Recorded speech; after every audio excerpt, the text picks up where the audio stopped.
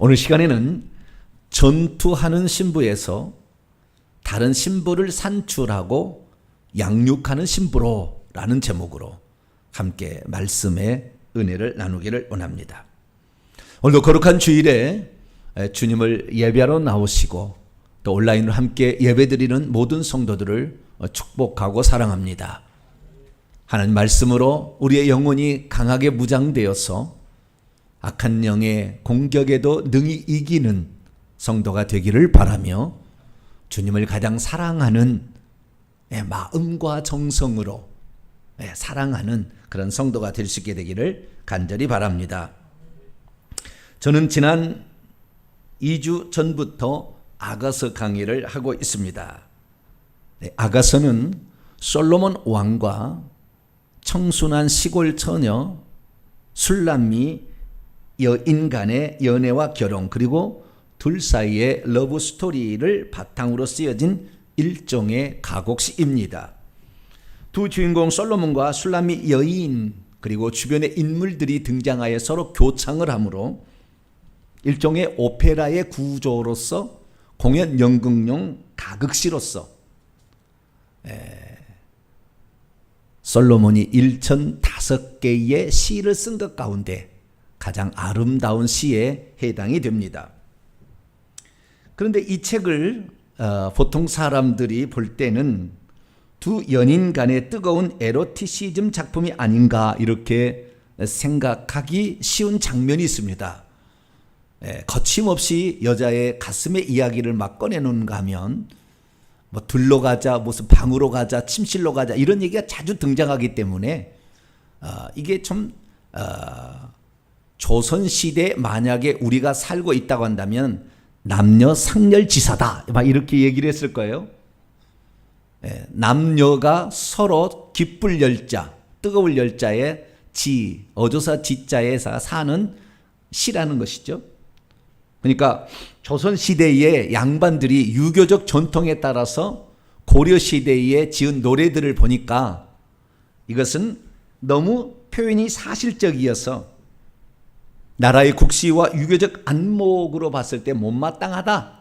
그래서 남녀 간의 뜨거운 사랑 이야기 정도다 이렇게 비하하기 위하여 고려 소교를 지칭하는 그런 표현과 같은 거죠. 우리가 지금보다는 고려시대가 훨씬 더 자유스러웠다고 그래요. 남녀가 더 평등했다고 그래요. 우리가 전해지지 않아서 잘 모르지만 조선시대에 너무 남녀의 차이와 상반의 차이가 나눠졌지만 고려시대는 그렇지 않았다고 합니다. 근데 그때에 지은 시들을 보게 되면 얼마나 운율이 있는가라는 생각이 들어요. 그 남녀 상렬지사에 속한 대표적인 것이 청산별곡, 그 다음에 서경별곡, 가시리 뭐 이런 것들이 고려시대의 노래입니다. 우리가 청산별곡 하면 우리가 떠오르는 게 있죠. 가시리 가시리 있고 바리고 가시리 있고 날로는 어띠 샬라하고 바리고 가시리 있고 얄리 얄리 얄랑숑 얄라리 얄라. 우리가 국어 시간에 아마 배운 사람도 있었을 것인데요. 그 운율이 얼마나 이렇게 가는지. 가시렵니까? 가시렵니까? 나를 버리고 가시렵니까? 나는 어떻게 살라 하고 가시렵니까? 막 이렇게 얘기를 하잖아요. 그래서 이 가시리라는 것도 참 운율이 참 있어 보이고요. 청산별곡, 이 청산별곡은 정말 그 유유자적하는 그 인간의 그러니까 모든 관직을 버리고 이렇게 세상에 가서 사는 거예요. 이렇게 자연에서 샤러리 샤러리랐다. 청산의 사려리랐다. 머리랑 다리랑 먹고 청산의 사려리랐다. 얄리 얄리 얄랑성 얄라리 얄라. 울어라 울어라세요. 자고 일어 울어라세요. 막 이렇게 하면서 이게 되게 운율이 있어요. 그 느낌이 상당합니다. 그래서 운율과 반복을 통한 막 이렇게 그 얘기를 하는데요. 근데 이러한 그 운율들과 이런 것들을 보게 될 때 그냥 남녀 상렬지사로만 해야 되느냐? 그러니까 거기 안에 고려 시대의 고려 시대 사람들의 그 어떤 그 삶의 그것들을 엿볼 수 있어야 되는 거죠. 근데 우리가 아가서도 마찬가지로 잘못 보게 되면 남녀의 뜨거운 에로티시즘을 표현한 게 아닌가 이렇게 볼 수가 있다는 거예요. 그렇게 보여집니다. 그래서 저와 같은 경우도 처음에 이 아가서 별로 안 좋아했어요. 아가서는 대충 읽고 그냥 에이 이런 걸 뭐 써놨어 이렇게 넘어가곤 이렇게 했어요. 그런데 나중에 지난 2주 동안 이 아가서를 읽어보니까, 그리고 이 아가서의 내용을 살펴보니까 이건 보통 작품이 아니에요. 그냥 단순한 연애 삼류소설이 아닙니다. 주님께서 어떠한 경륜을 가지고 이 세상을 창조하시고 그 인간을 천국으로 다시 이끌어갈 것인가에 대한 단계적인 묘사를 거기다 집어넣어놨어요. 그렇기 때문에 이 책에서 우리는 단순하게 술람미 여인과 솔로몬의 연애 이야기다 이렇게 아니고 이 이야기를 좀 더 깊이 들어봤어야 하는 것입니다. 이 배경의 모티프는 아담과 하와의 에덴 동산이고, 여기에서는 술람미 여인, 그 다음에 솔로몬과 호두 모양의 동산이죠. 그 솔로몬 동산을 중심으로 이야기가 펼쳐지고 있습니다.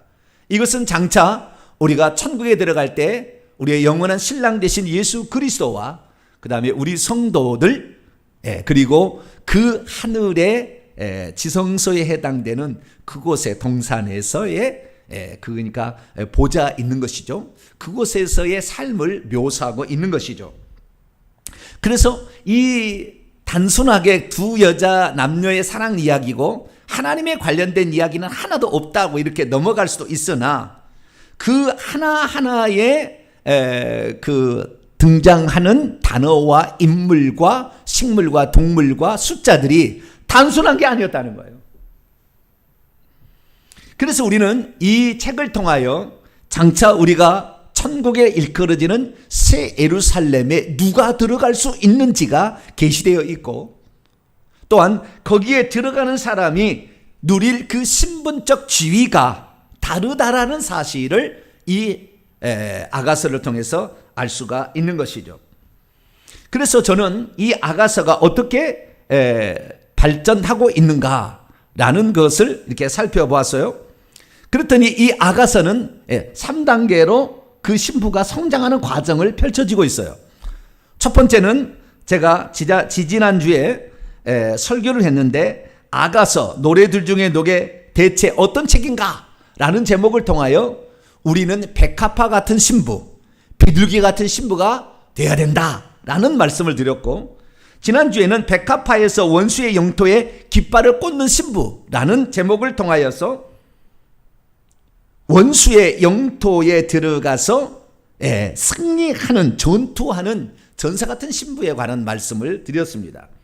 오늘은 그 세 번째 시간으로서 다른 신부들을 낳고 산출하고 양육하는 신부로서 주님이 바라는 상이 무엇인가, 이 부분에 관하여 오늘은 좀 살펴보려고 합니다. 결국에 이 내용을 간단히 요약하면 우리 주님께서 지상의 공생애를 마치실 때에 유언처럼 한 말이 그대로 떠오르게 됩니다. 예수님께서 이 승천하기 직전에 제자들에게 말했죠. 너희는 가서 모든 민족을 제자로 삼아 아버지와 아들과 성령의 이름으로 세례를 베풀고 내가 너희에게 분부한 모든 것을 가르쳐 지키게 하라. 여기에서 제자로 삼으라 라는 말을 했다는 거 아닙니까? 근데 우리가 이 요한계시록의 말씀을 보게 되면 요한계시록은 신부가 초청하는 거예요. 마지막에 신부가 너희들도 신부가 되라라는 그 신부의 초청을 말하고 있어요.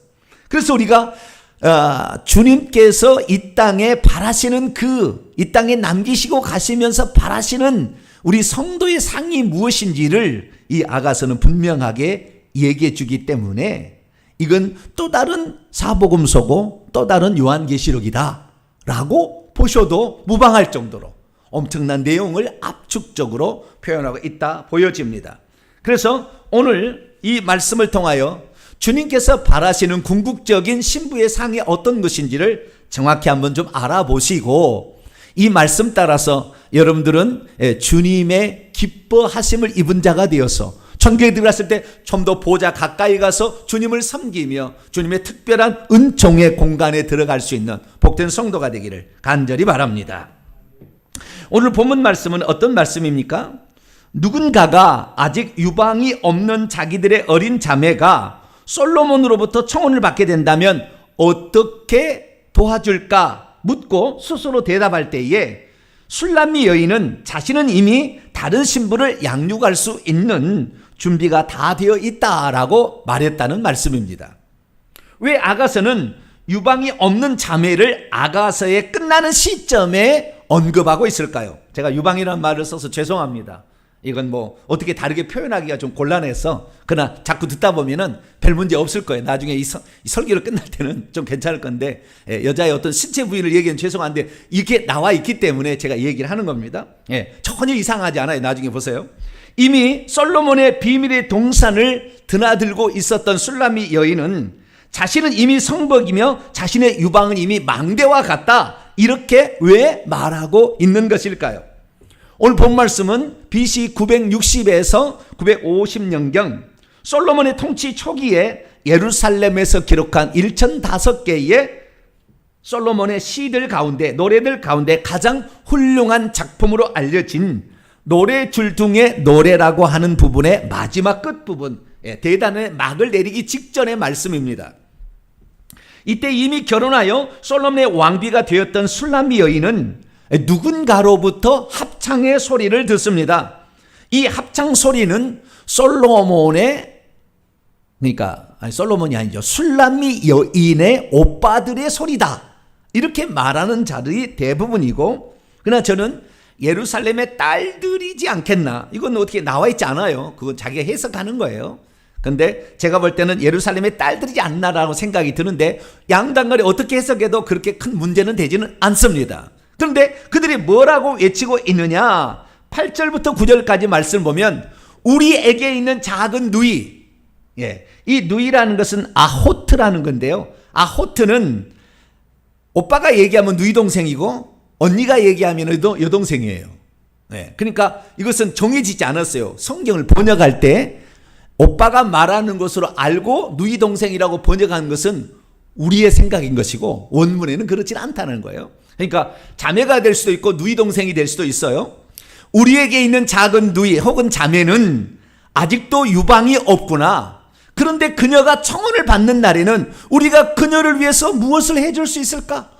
만일 그녀가 성벽이라고 한다면 우리가 은으로 높은 망대 탑을 그녀 위에 세워줄 것이고, 만약 그녀가 성문이라고 한다면 우리는 백향목 판자로서 그녀 위를 둘러줄 수 있을 텐데 라고 얘기를 했다는 거예요. 이 말은 무슨 말입니까? 우리에게 있는 누이 동생, 여동생은 아직도 덜 성장한 여자인데 솔로몬으로부터 청혼이라도 받게 된다면 우리가 그녀를 위해서 도울 수 있는 것이 과연 무엇일까? 만약 그녀가 성벽이라도 된다면 그녀를 위해서 은으로 망대를 멋지게 달아들어서 솔로몬의 관심을 가질 수 있도록, 솔로몬이 시집갈 수 있도록 도와줄 수 있을 것이고, 만약 그녀가 성문이라 한다면 그 성문을 향기나는 백향목으로 탁 둘러줘 가지고 정말 멋지게 보일 수 있도록 이렇게 해서 솔로몬에 시집갈 수 있도록 해줄 텐데 우리가 해줄 수 있는 것이 별로 없구나 라고 그렇게 말을 했다는 거예요. 그러니까 이것은 누이 동생이 성장해야 되는 것이지 우리가 현재 도와줄 수 있다고 해서 그것이 될 수 있는 게 아니라 그거예요. 그 누이 동생의 성장이 필요하다. 여자로서 성숙함이 필요하다라는 것이라는 것입니다. 그런데 그 말이 이렇게 합창처럼 쫙 들려줬어요. 아마 예루살렘의 딸들이 얘기했던 것 같아요. 딱 이렇게 얘기를 하니까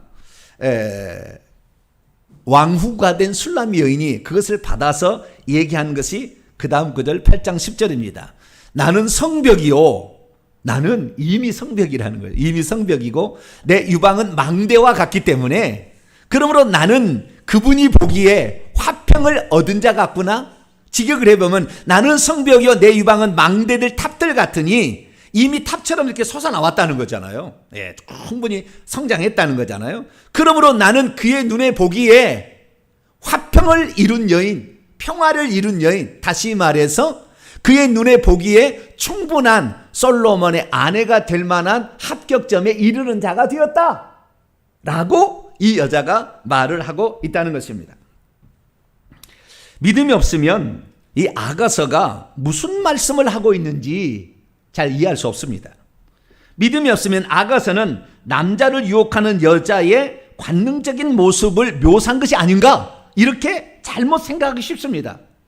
믿음이 없으면 아가서를 솔로몬의 에로티시즘 작품 정도로 평가절하할 수 있습니다. 믿음이 없으면 성숙한 신부의 상이 어떤 것인지 말하고 있는 하나님의 음성을 전혀 들을 수 없습니다. 믿음이 없으면 아가서가 궁극적으로 독자들에게 말하는 성령의 음성을 듣지 못하게 됩니다. 그러므로 저희들은 믿음으로 성령의 영감으로 이 성경이 쓰였고 오늘날에 정경으로 우리에게 남겨졌다는 이 사실을 통하여서 주님께서 바라시는 신부의 상이 무엇인지 말해주는 것인가를 정확히 깨닫고 주님 나라에 들어갔을 때 주님 보좌 가까이에 더 가까이 나가는 성숙한 성도들이 될 수 있게 되기를 간절히 바랍니다. 그러면 우리가 이 아가서를 읽을 때 무엇에 주의하며 읽어야 되는 것일까요? 아니 이 아가서의 가장 핵심되는 부분은 무엇일까요? 모든 문학 작품들은 일종의 분수령이 있습니다. 아주 클라이막스라고 하죠. 어떤 긴장의 갈등이랄까? 어떤 거기에서 이 어떤 작품에 있어서 가장 중요한 어떤 것을 알려주는 어떤 그 클라이막스가 이렇게 있어요. 이 아가서의 이 클라이막스는 뒤에 있잖아요. 한 중앙에 있습니다.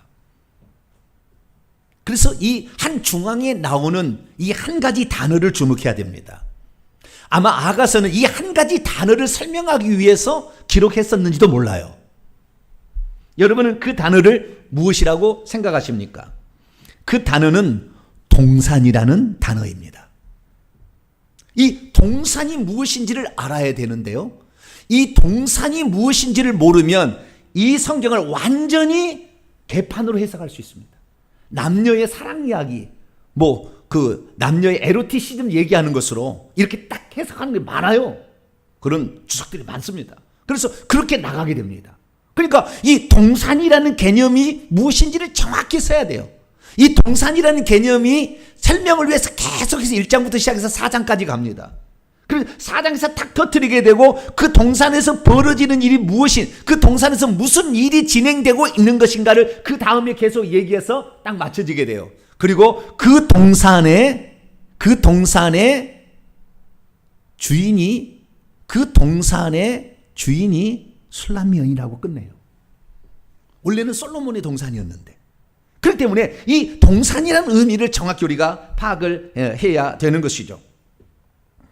우리는 이 동산을 솔로몬의 정원이라고 보통 이제 알고 있습니다. 맞는 말입니다. 솔로몬만이 드나들 수 있는 잠긴 감추어진 정원입니다. 그런데 이 술람미 여인이 이 등장해서 처음까지 쭉 이렇게 나가고 있는데 술람미 여인이 가는 그 장소들을 우리가 정확히 파악하면 이 아가서를 이해하는 데 많은 도움이 돼요. 그러니까 이 모든 작품들을 우리가 읽게 될 때에 시간과 장소를 빨리빨리 파악할 수 있는 능력이 있어야 돼요. 그게 겉으로는 이렇게 장소는 여기입니다. 시간은 여기입니다. 그게 말하지 않냐고 그냥 나가는 거거든요. 그런데 그것을 파악하게 되면 이것이 무슨 말인지를 빨리 파악할 수가 있게 되는 것이죠. 아가서에 등장하는 여러 장소들이 있는데 첫째는 1장에 보면 바알 하몬에 있는 포도원이 나옵니다. 포도밭이. 1장에 나오고요. 그 다음에 2장에 넘어가면은 잔치집이 나와요. 이것은 포도주의 집, 연회장, 잔치집이 요한복음 2장에 그 결혼식장이 포도주가 떨어졌다는 얘기가 그 얘기가 똑같은 거예요. 그래서 포도주의 집이 2장에 나오고요. 그 포도주의 집에서 이제 3장으로 넘어가게 되면 예루살렘 성 안에 있는 예비 신혼집이 나옵니다. 그리고 그 여인이 자신의 어머니의 집, 자기가 태어났던 그 집의 방이 나오고요. 그 다음에 4장으로 넘어가게 되면 레바논의 아바나 산과 스닐과 헤르몬 산이 나오고, 그리고 솔로몬의 동산이 드디어 4장에 나오게 됩니다. 그리고 나머지는 반복적인 포도원과 동산의 이야기가 끝나게 되는 거예요. 그러니까 이 장소적으로 봤을 때는 이 4장에 나오는 솔로몬의 동상이 클라이막스라는 것을 우리가 알 수가 있게 되는 것이죠. 이 지난주에도 우리가 살펴봤지만 결혼 후에 신랑을 잠시 홀대했다가 신랑을 잃어버려서 떠나버려가지고 신랑을 찾기 위해서 그렇게 밤새도록 헤매고 뭐 순찰대 얻어 터져맞고 옷도 막 빼앗기고 이러다가 나중에 아침 되어서 찾아냈던 그 장소는 솔로몬이 자기의 동산에서 양떼를 치고 있는 모습으로 등장을 합니다. 그러니까 결국에 신랑을 발견한 것도 그 동산이라는 거예요. 그러니까 그 동산에서 양떼를 먹이고 있다라는 이 말의 의미가 무엇인지를 우리가 파악을 해야만이 아가서를 제대로 볼 수가 있다는 것이죠. 그러면 솔로몬에게 이 동산이라는 의미는 대체 무엇일까요? 우리는 이 동산이라는 것을 어디에서 발견하면 창세기 2장부터 발견하게 되는데, 하나님께서 그 에덴의 동쪽에 동산을 만드시고 거기에다가 각종 나무들이 나게 하셨는데 한 중앙에는 생명나무와 선악과도 있더라. 그 동산 안에서 4개의 강줄기가 이렇게 동서남북으로 가서 그 물이 흐르더라 라는 얘기를 우리는 창세기 2장에 발견하게 되는데, 그것과 똑같은 단어, 그 동산이란 말이 이 아가서 4장에 나오는 솔로몬의 동산과 동일한 단어입니다.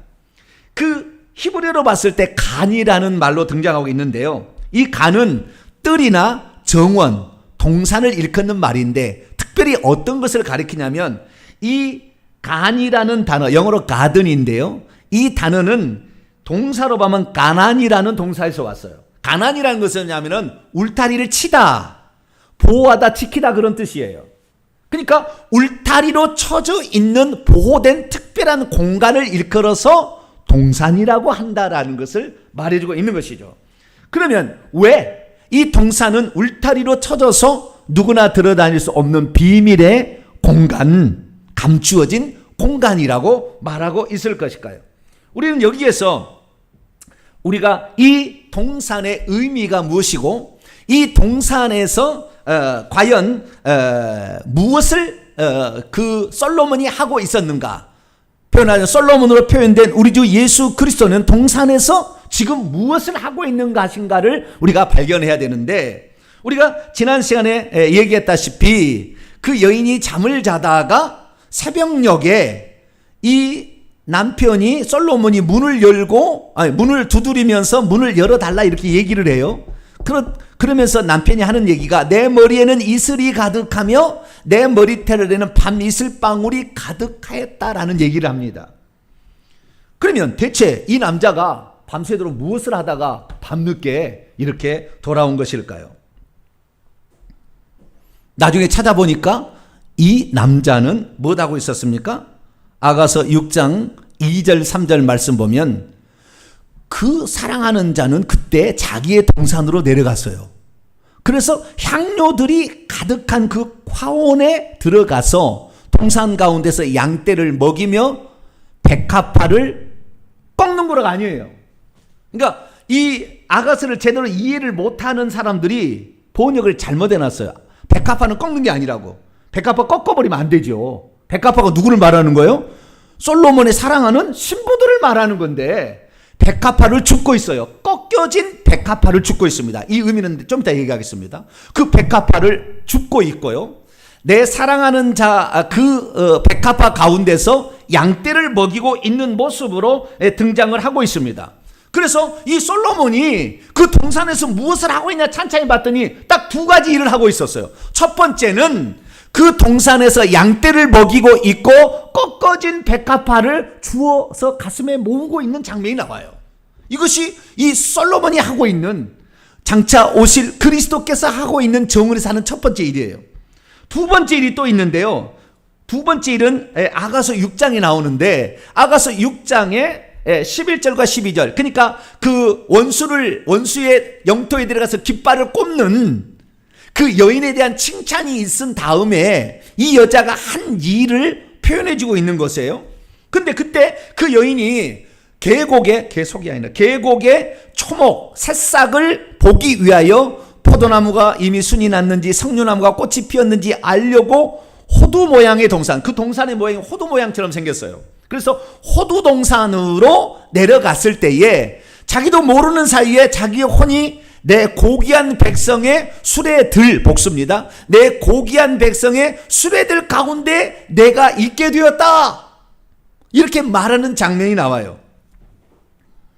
그래서 이 솔로몬이 두 번째 하고 있는 일은 누구에게 보낼 고귀한 백성이죠. 아주 고귀한 백성에 보낼 수레들을 거기서 준비하고 있었다라는 것을 말해주고 있습니다. 제가 이제 영적인 세계를 알고 이 솔로몬이 주 예수 그리스도라는 사실을 알고 이 두 가지 사실을 제가 정확히 알고서 영적인 세계, 천국에 들어가서 하는 일들을 제가 거의 다 이렇게 알기 때문에 그것을 비교해서 말하면 이 의미는 뭐냐면, 첫 번째, 동산에서 자기의 양떼를 치고 있고 꺾어진 백합화를 주워 모으고 있는 장면. 이 장면은 뭐냐면, 여러분 천국에 가게 되면은요, 천국에 가게 되면 특별한 사람에게는 이 땅을 볼 수 있는 특별한 장치를 마련해줘요. 스크린을. 그래서 이 땅의 주의 종들에 대한 사명을 가지고 있는 자는 이 땅의 교회들이, 주의 종들이 어떻게 하고 있는지를 천국에서 내다볼 수 있는 스크린을 줘요. 그래서 천국의 그 상당히 높은 지위에 있는 사람들은, 예를 들어서 예레미야 같은 사람들은 주의 종들이 어떻게 하고 있나, 그것을 다 이렇게 보고 있어요. 그래서 이 땅의 주의 종들을 위해서 기도하고 있는 일을 하는 것인데, 주님께서는 오죽하겠습니까? 주님께서는 보좌에 앉아 있는 것이 영광스러운 지위가 아니고, 지금도 우리 주님께서는 쉬지 않고 일을 하고 있는데, 그 천국에 준비된 어떤 동산에 들어가서 주님께서는 이 땅에 있는 하나님의 양떼를 돌보고 있어요. 바쁘셔요. 그래서 밤에 그 일을 하다가, 그 양떼를 돌보다가 결국에 그 자기 집에 못 들어가고 새벽녘에야 들어갈 수밖에 없었던 이 땅에 수많은 사건이 발생한 거예요. 그래서 결국에 그걸 처리하고 이 땅에 있는 양떼를 그 천국의 공간에서, 하나님은 시공간을 초월했잖아요. 그래서 이 땅에 있는 양떼를 돌보고 있는데 어떠했느냐, 그 중에서 하나님의 거룩한 신부가 핍박자들에 의해서 순교를 당하는, 피 흘림을 받는 장면에 너무 가슴이 아파가지고 그 꺾어진 백합화를 가슴에 부도안고 울고 계셨던 거예요. 나중에 천국에 들어가면 다 아실 거예요. 그 장면을 묘사하고 있는 거예요. 백합화를 꺾고 있는 게 아니라고. 원문을 정확히 보셔야 돼요. 원문 그렇게 안 나왔어요. 그런데 잘 모르니까, 천국에서 무슨 일이 일어나는지를 잘 모르니까, 이 지금 남편이 한가하게 양떼는 먹이고 있고 백합화는 꺾고 있는 모양, 그냥 뭐 그렇게 얘기하는, 그거 아니라 부지런히 일하고 있는, 이 땅에 당신의 진실하게 사랑하고 그 주님의 길을 따르고 있는 그 사람들의 그 눈물을 주님께서 같이 우시고 있는 장면이 그 장면의 첫 번째 장면이었어요. 두 번째 장면은 뭐냐, 그렇게 해서 꺾여진 수많은 사람들, 죽어가는 당신의 사랑하는 백성들을 위하여 하늘에 불수레를 준비해서 천사들을 통하여 저 여인을 데리고 오라, 저 꺾어진 백합화 신부를 데려오라.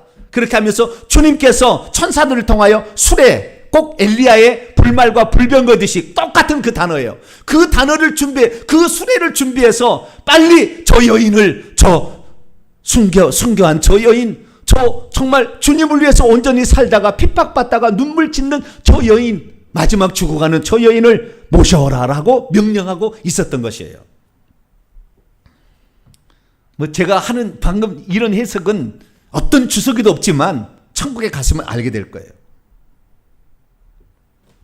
그래서 이 동산이라는 곳은 하나님께서 일하시는 천국의 어떤 특별한 공간을 가리킵니다. 이 공간은 지금 지구와 연결된 공간이에요. 물론 하나님은 어디서나 다 볼 수가 있지만 이 공간이 있다는 거, 우리 주님께서는 쉬지 않고 밤이 새도록 일할 수밖에 없는, 예, 그런 분이라는 사실을 여기서 분명하게 제시를 해주고 있게 되는 것이죠. 그러면 그 정원은 어떤 것입니까? 그 정원을 본받아서 이 땅에 만든 것이 에덴 동산입니다. 그렇기 때문에 그 정원은 똑같이 얘기합니다. 잠근 동산이요, 마귀나 뱀이 들어오지 못하도록 차단했어야 됐습니다. 그러나 에덴 동산에 하와는 차단하지 못했고 뱀의 침입을 허용함으로 말미암아 죄를 짓게 되었어요. 그래서 여기는 잠겨진 동산이요, 이 안에는 이 생명수가 흐르는 그 샘, 천국에 가면 그 생명수가 흘러서 생명강을 이루게 되는데, 그 우물이 있고 그 물 안에 샘이 있어서 샘이 퐁퐁 솟아나고 있는 것을 그대로 묘사하고 있는데, 이것이 흐르는 시내가 되어서 생명강을 이루고 있다는 것을 아가서는 분명하게 이것을 제시해주고 있는 것이죠. 다시 말해서 이 동산은 천국에 있는 하나님의 보좌, 지성소의 그 모습을 그대로 보여주고 있다고 하겠습니다. 뿐만 아니라 그 천국에는 무엇도 있느냐? 그 천국에는 이것만 있는 게 아니라 이 각종 나무들이 있습니다. 각종 나무들이 있어요. 그런데 그 나무들은 열매 맺는 과실을 맺는 그런 것들이고요. 그 다음에 향기 나는 꽃들이고요. 그 다음에 향료를 만드는 어떤 거예요. 그래서 이 아가스 읽으면 처음부터 이 어떤 열매를 맺는 과일들에서 석류나무, 포도나무, 종려나무, 사과나무 다 열매만을 얘기하고 있고, 열매를 맺는 그것을 얘기하고 있고요. 뿐만 아니라 거기에 향내나는 그 몰약, 유향, 그 다음에 나도초, 수많은 이런 그 풀들을 얘기하고 있는데요. 이런 것들이 거기에 있다는 겁니다. 거기에. 그래서 우리가 이 땅에 숨겨진, 천국에서도 동산이 있지만 이 땅에도 동산이 있어요. 그 동산은 보이지 않는 4차원의 공간에 있습니다. 그런데 그 공간 안에 들어가게 되면은 우리가 그리스도의 향내를 풍기게 되는데, 거기에서는 꿀송이도 있다고 그래요. 꿀송이도 있다고 그래요. 그리고 거기에는 포도주도 있고, 왜? 포도원이 있으니까. 젖이 있다는 것은 양떼가 있다는 거 아니에요? 그래서 이 영적인 공간 안에 풍성하게 있는데, 하나님께서 이 이스라엘 백성들을 출애굽시키게 될 때에 뭐라고 얘기를 하면은, 내가 너를 젖과 꿀이 흐르는 땅으로 데려가겠다, 이렇게 얘기한다고요. 그 젖과 꿀이 흐르는 땅이 바로 여기 동산이에요. 이 동산을 그 가나안 땅으로 일시적으로 비교해서 얘기해 놓은 거라고요. 이 다 이 동산에서 온 이 원초적인 동산, 하늘에 있는 동산의 것을 그대로 따온 겁니다. 그래서 여기에 있는 이 나무들을 보니까 석류나무, 각종 아름다운 과수, 종려나무, 포도나무, 사과나무, 이런 것들이잖아요. 이런 것들이 있고, 고베라, 나도풀, 번홍아, 샤프란, 향내 나는 거예요. 창포기에서 다 향내 나는 겁니다. 유향나무, 유향 나는 거지요. 몰약, 침향, 알로에, 이런 향품들이에요. 그래서 이 천국에는 엄청나게 좋은 향기가 나요. 말할 수 없는 엄청난 기쁨에 그냥 황홀이 들어가는 그런 향내가 나는 것이 천국이에요. 나중에 가보세요. 지옥은 썩은 냄새가 나서 수만 번을 제대로 못 쉬어요.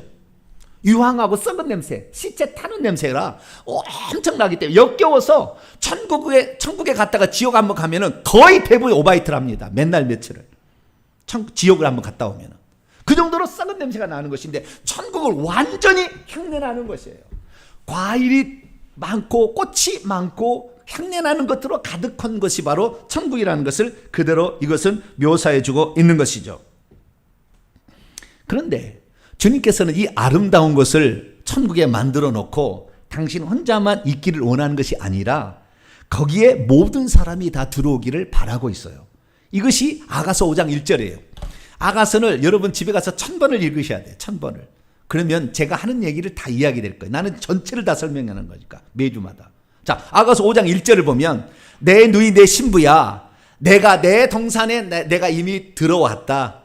내가 나의 몰약과 내 향전을 거두었다. 왜냐하면 그 앞구절에서 동남풍과 서북풍과 불어서 이 내가 들어간 이 동산에 주님께서 오셨으면 좋겠다, 그렇게 얘기를 하거든요. 그러니까 주님이 이제 받아서 한 얘기예요. 나는 이미 내 동산에 들어왔다. 그리고 내 몰약과 향전을 이미 거두었다. 그래서 주님의 손에서 툭툭툭툭 몰약이 떨어졌던 거예요. 그 문고리에. 그것을 만지자 여인도 그 손에서 몰약이 집이 뚝뚝뚝 떨어졌어요. 그분이 몰약, 우리를 위해서 상하고 찢긴 그것으로 희생을 통하여 당신의 사랑을 표현하는 표정으로서 이 몰약이 이 에덴 동산에 하나님의 구원 경륜의 예표로 일찍 죽임을 당한 어린 양으로 예시되어 있었던 거죠. 나는 몰약과 향재료를 이미 거두었다. 몰약은 죽음이고 향재료는 부활의 향기예요.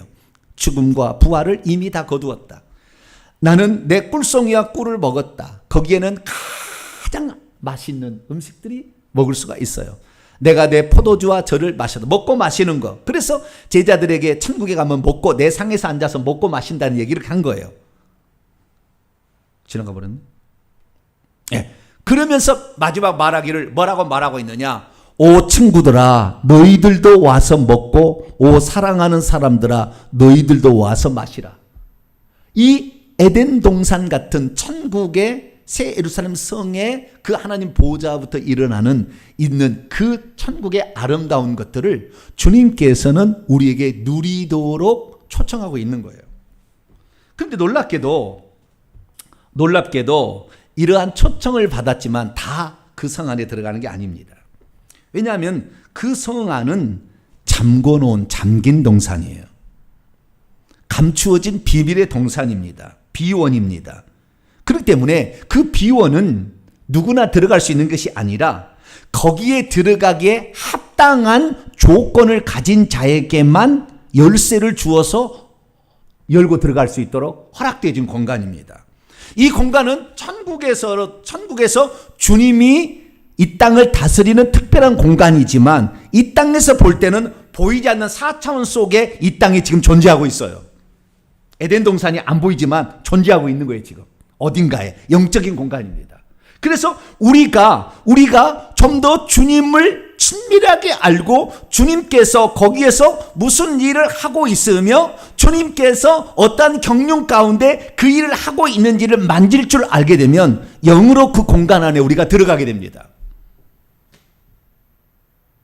영으로 그 공간 안에 들어가게 되면 그에게서 몰약과 유향의 냄새가 나요. 향기가 나는 거예요. 그에게서 아름다운 열매가 맺히기 시작돼요. 거기에서 주님의 심장에 뜨거운 열정이 고베라처럼 그 다음에 빨간색의 아네모네처럼 쏟아져 나오게 돼 있다고요. 그래서 그 여인은 이 장소를 한번 들어간 다음부터 이 장소를 계속 들어가는 거예요. 그래서 그 장소에다가 자기가 일하는 공간을 만들었는데 그 일하는 공간으로 가자고 얘기하는 것이 7장의 얘기예요. 그래서 그 남편에게 어느 날 데이트하자는 거예요. 자기가 그 동산의 어떤 공간 안에 포도원을 만들었는데 그 포도나무에 움이 돋았는지 꽃술이 피었는지 석류나무에 꽃이 피었는지 가서 보아요. 내가 거기서 내 사랑을 내게 바칠 겁니다. 이걸 이상하게 막 풀어가는데 그게 아니고 이건 뭐냐면 내가 작업해서 만드는 그 공간 안에 어떤 열매들이 그리고 지금 자라고 있고 어떤 열매들이 지금 이미 거두어져 있는지 당신에게 보여주고 싶어요. 라는 것을 말하고 있는 것인데 엉뚱하게 푸는 사람이 너무 많은 거예요. 이것은 무엇입니까? 자기가 얼마나 남편을 사랑하고 있는지에 관하여 내가 당신을 얼마나 사랑하는지 당신이 가장 관심을 갖고 있는 그 영역을 내가 해서 내가 만들어놓은 그 공간인데 이 공간이 나중에 우리가 죽게 되면 천국에서 우리가 기업으로 받을 땅이 됩니다. 그래서 그 증표를 보여주려고 남편에게 같이 가자고 얘기를 하는 것입니다. 자, 그렇다고 한다면 이제 결론적으로 우리도 그러면은 그 술람미 여인처럼 그 공간을 이 땅에서 만들고 그 공간 안에 들어가서 하나님이 보시기에 인정해 주는 향기나는 삶, 열매 맺는 삶, 주님의 심정이 토해되지는 그 공간을 만들려면 어떻게 해야 되느냐 이거예요. 그것이 오늘 본문 말씀에 대단한 막을 내리면서 결론적으로 그 예루살렘의 딸이나 혹은 술람미인의 오빠의 소리를 통해서 우리에게 마지막 제시를 해주고 있어요. 그것이 뭐냐? 그것이 바로 오늘 본문의 말씀입니다.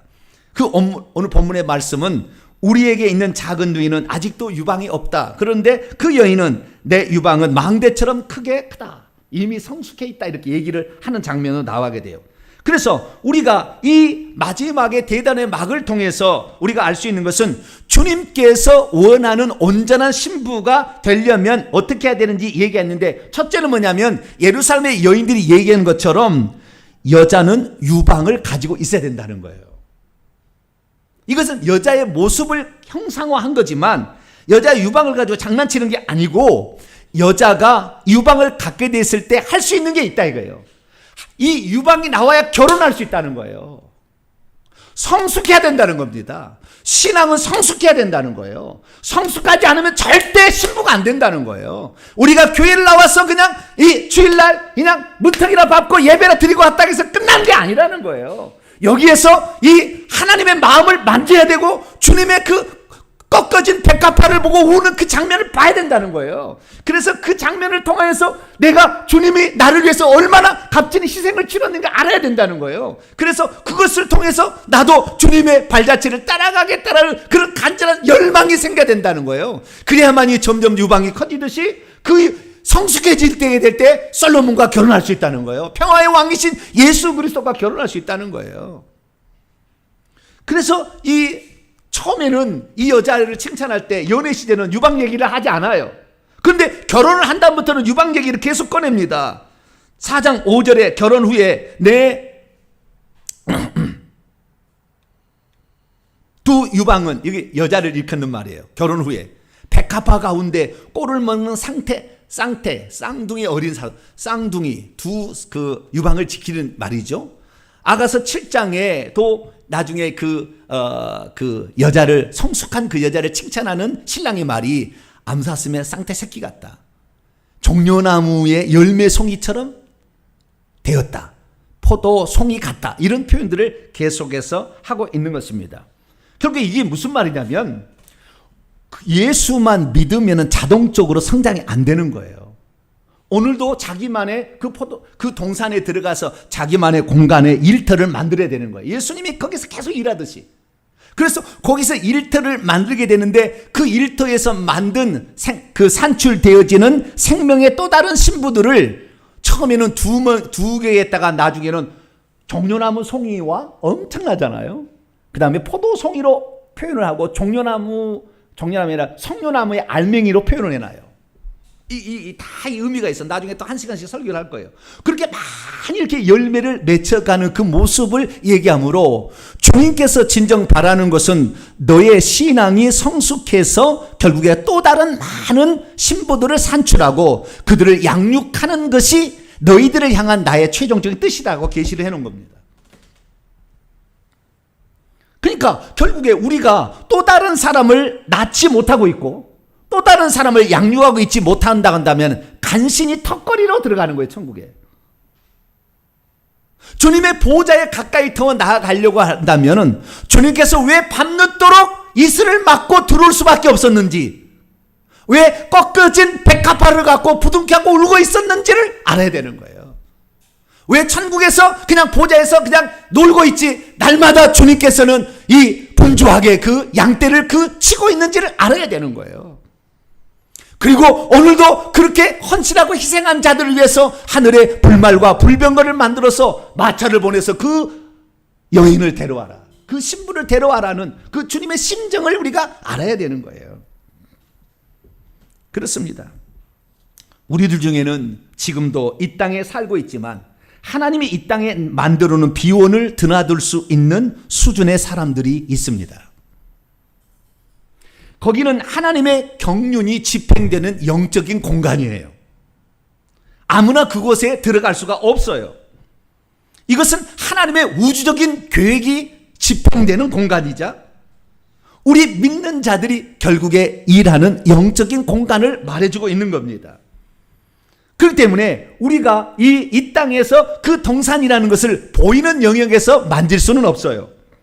그러나 주님은 그걸 알고 그 공간에 들어간 사람은 그 공간이 무엇인지를 알게 되는 것입니다. 오늘도 주님은 쉬지 않고 일하고 계십니다. 아버지께서 일하시니 요한복음 5장 17절 나도 일한다.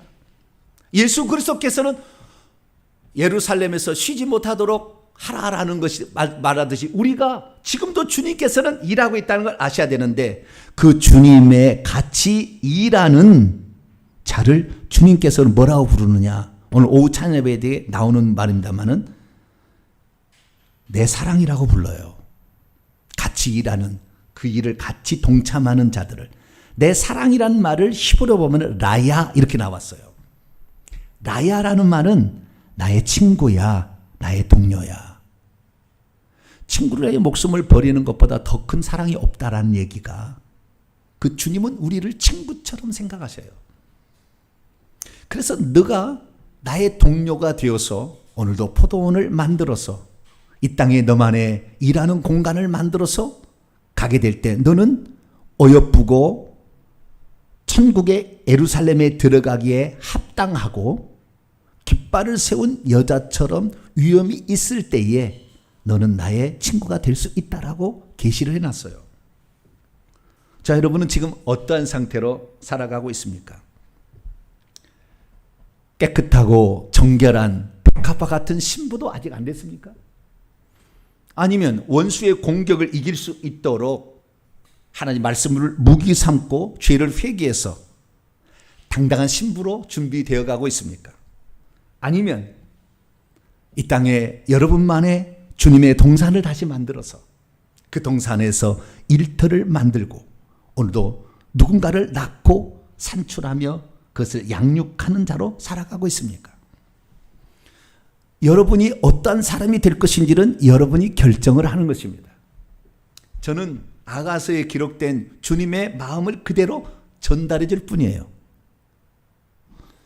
천국의 사실을 전혀 무슨 일이란 사실을 보지 못하면 아가서는 풀 수가 없어요.